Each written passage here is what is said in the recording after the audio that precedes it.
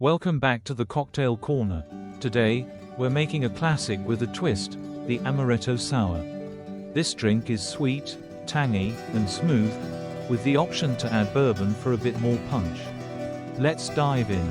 Here is the recipe for the Amaretto Sour. 1.5 ounces of amaretto, 3/4 ounce of bourbon, 1 ounce fresh lemon juice, 1/2 ounce of simple syrup, an egg white, for frothy texture, Angostura Bitters. Now, let's build the cocktail. In a shaker, combine 1.5 ounce of amaretto, 3/4 ounce of bourbon, 1 ounce of fresh lemon juice, 1/2 ounce of simple syrup, and egg white. Dry shake the mixture, without ice, to emulsify the egg white.